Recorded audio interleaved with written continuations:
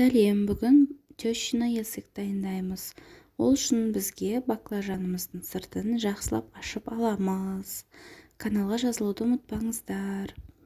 Дәл осылай видеодағыдай етіп, барлығын ашып аламыз.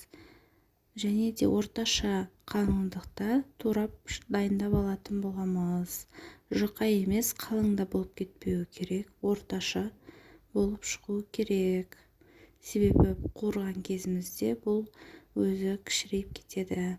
Тұзбен араластырып қойамыз. Помидорларымызды жақсылап жуып, оларды да орташа қалыңдықта турап дайындап аламыз. Және де бізге чеснок керек. Чесногымызды да ашып турап дайындап қоямыз. Жұмыртқамызға азырақ тұзымызды салып, араластырып, қызып тұрған майымызға видеодағыдай баклажандарымызды жұмыртқаға аунатып, сосын майымызға салып қуыратын боламыз.